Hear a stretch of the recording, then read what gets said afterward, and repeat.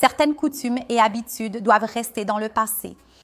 Et dans la vidéo d'aujourd'hui, je vais te dire lesquelles sont concernées et ce que tu dois faire pour éviter ce genre d'erreur.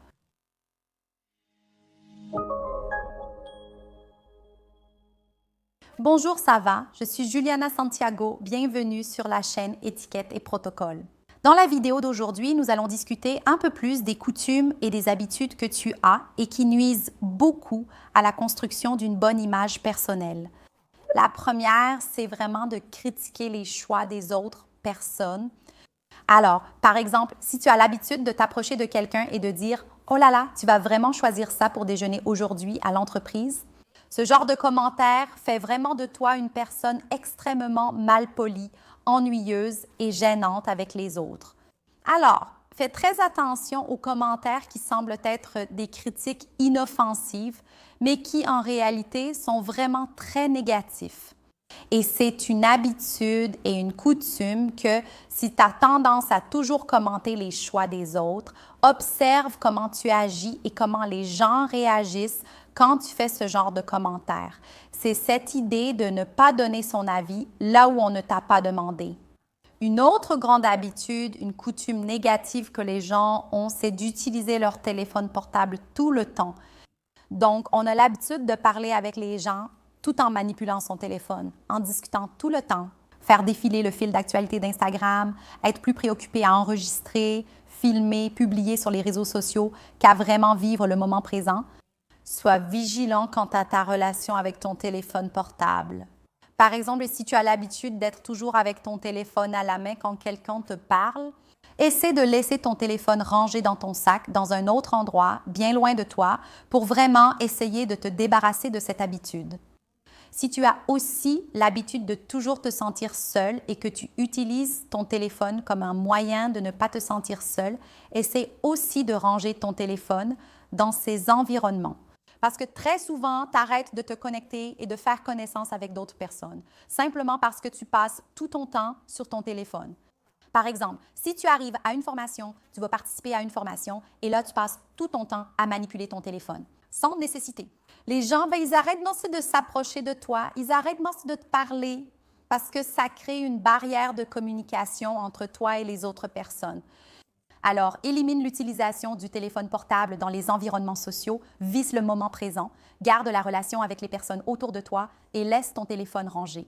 Si tu veux publier quelque chose, enregistrer un moment, prendre une photo, alors tu le fais, tu prends la photo et ensuite tu ranges ton téléphone. Une autre très mauvaise habitude que les gens ont et que beaucoup finissent par oublier, même à cause du rythme effréné du quotidien, c'est de ne pas répondre aux invitations qu'elles reçoivent. Donc, très souvent, tu as reçu une invitation sur WhatsApp, tu as reçu une invitation dans un groupe d'amis et puis tu finis par oublier d'y répondre. Donc, chaque fois que tu reçois quelque chose, une invitation, si tu ne peux pas répondre tout de suite, réponds le plus rapidement possible. Ne réponds pas seulement pour dire si tu seras présente en confirmant ta présence. C'est particulièrement intéressant aujourd'hui. De nos jours, surtout après la pandémie, les gens limitent un peu plus le nombre d'invités. Ils aiment restreindre la liste des invités. Savoir si vous serez présent est très positif pour l'hôte, pour l'organisateur. Que ce soit pour une grande fête avec beaucoup de monde ou un événement plus petit, n'est-ce pas? On organise souvent quelque chose à la maison. Savoir qui sera présent est fondamental pour l'achat de nourriture, de boissons et les éventuelles dépenses. Alors, vraiment, n'oublie pas de confirmer.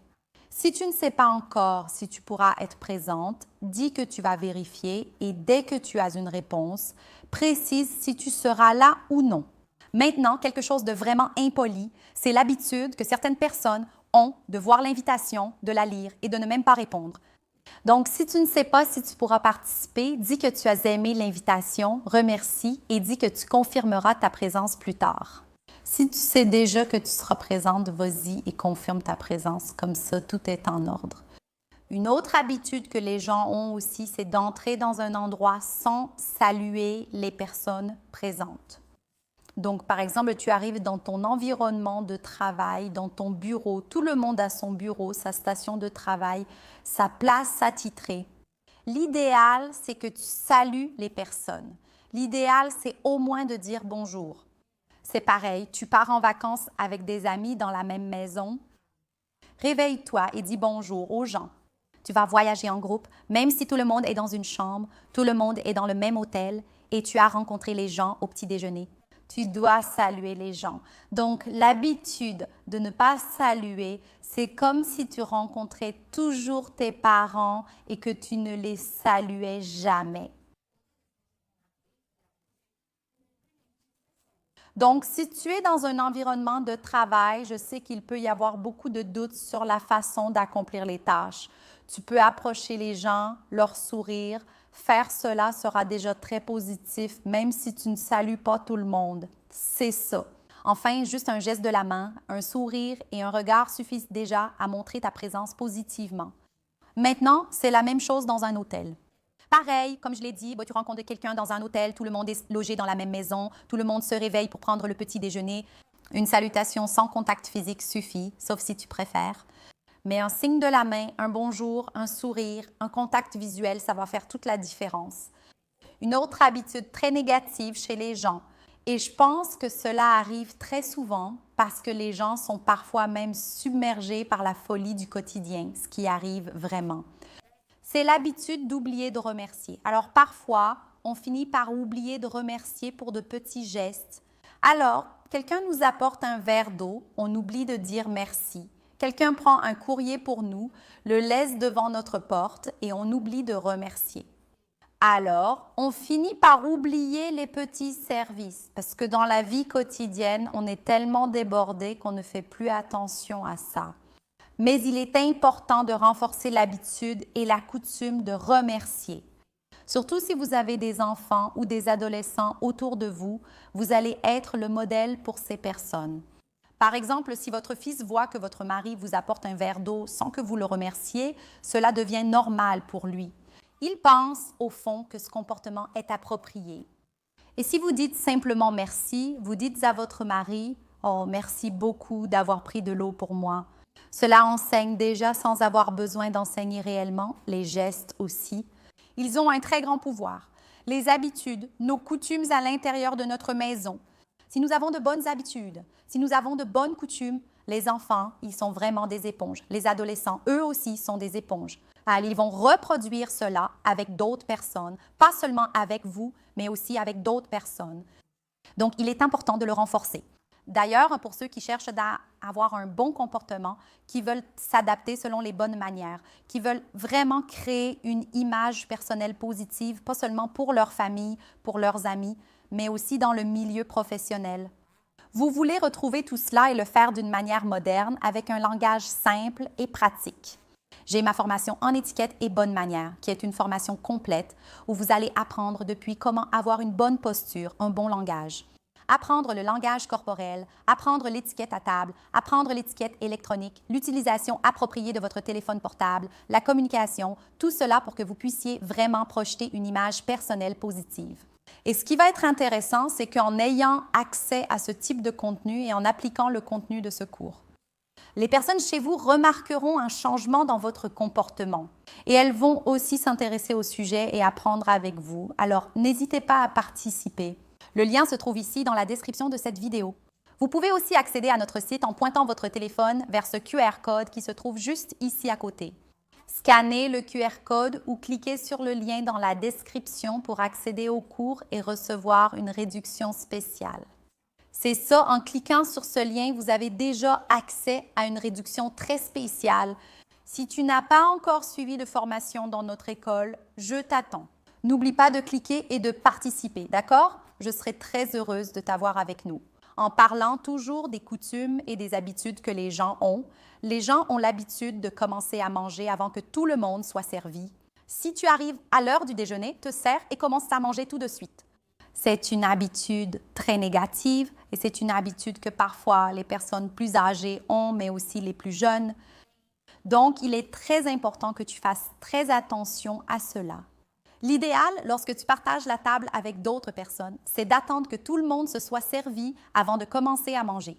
Si c'est une très grande table avec beaucoup de personnes, tu peux attendre qu'environ 70 à 80% des personnes soient déjà servies. Et là, tu peux commencer à consommer ton repas. Mais il faut penser que pour avoir une bonne étiquette à table et un bon comportement, ce moment doit être partagé avec les personnes présentes. Et si tu penses à manger tout de suite, en fait, tu n'as pas vraiment de moment à table. Il n'y a pas de connexion avec les personnes présentes. Et c'est totalement désagréable pour ceux qui sont là avec toi, d'accord? Alors, fais très attention à cela. D'ailleurs, si tu aimes cette vidéo, tu sais déjà, abonne-toi à la chaîne, aime cette vidéo et recommande la chaîne Étiquette et Protocole à d'autres personnes. Si tu as des amis qui pourraient aimer le contenu que nous proposons ici, n'oublie pas de recommander notre chaîne. Je serais ravie de recevoir tes recommandations. Une autre habitude que les gens ont, qui est extrêmement négative, c'est de faire des commentaires sur l'apparence des autres.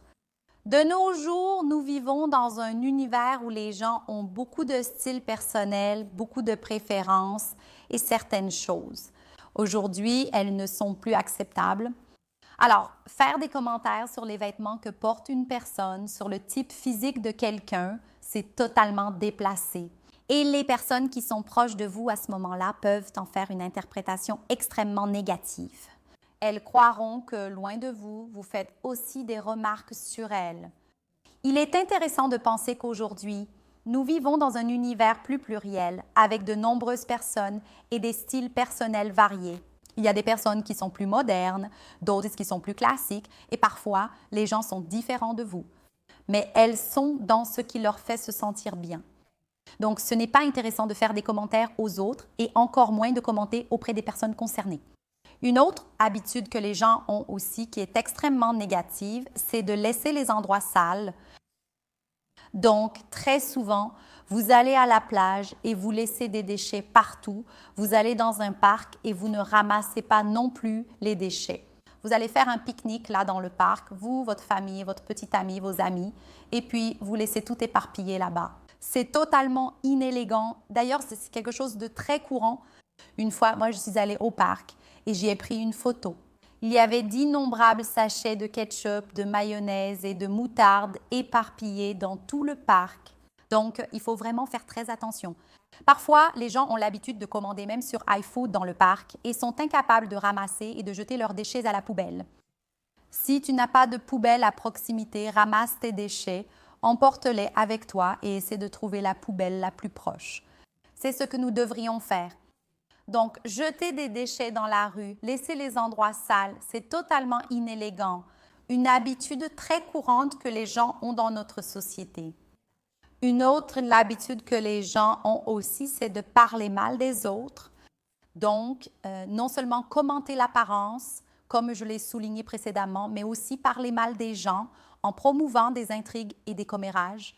Il faut faire très attention aux personnes avec qui on parle, même pour ne pas être mal interprété.